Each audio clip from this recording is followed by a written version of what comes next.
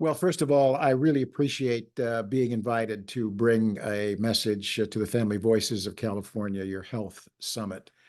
It means a lot to me because children and families in these difficult circumstances are very important to me. And I have had several opportunities to participate in legislation and budgeting and those kinds of things. And we'll talk a little bit about that in a minute. But like you and your members, I too have a deep care for families, for especially the children that have such difficult medical needs, and the fact that you're coming around them and supporting them is near and dear to my heart.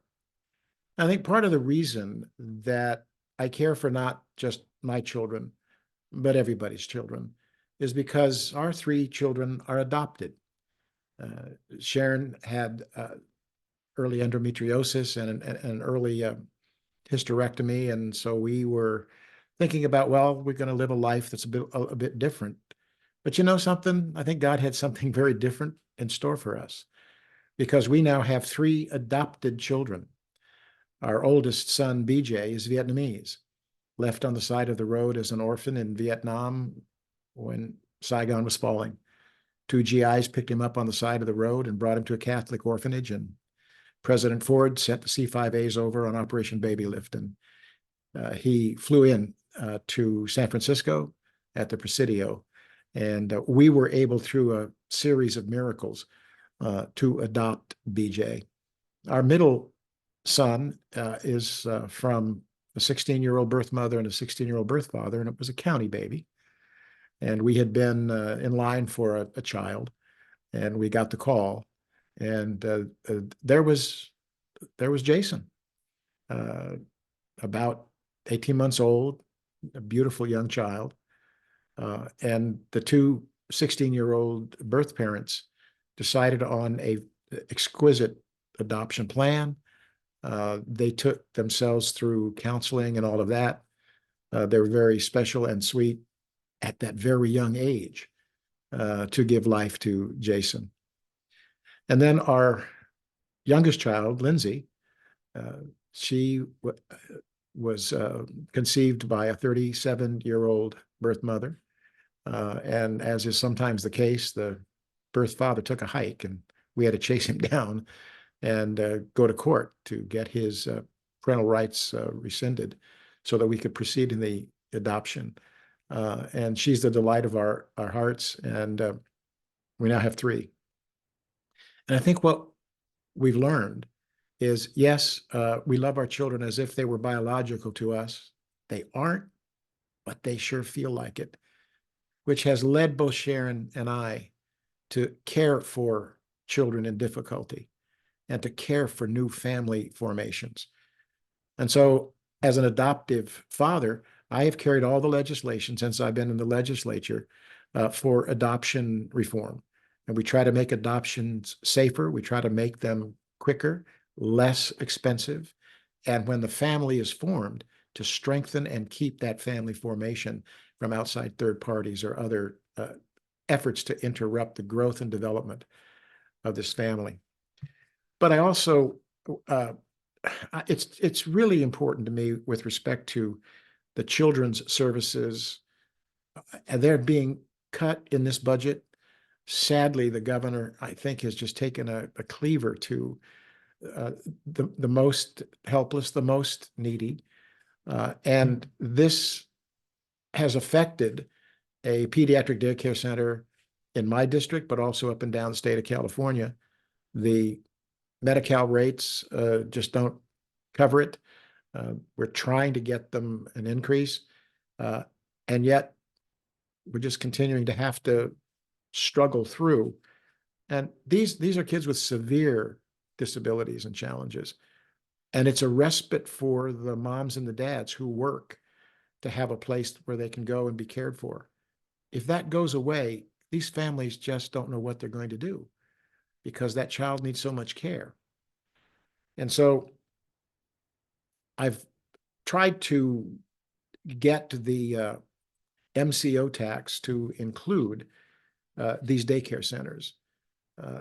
Unfortunately, we were able to get these organizations at the table with the MCO discussions, and we were hopeful that they would at least be included for $2-3 million, but they were not.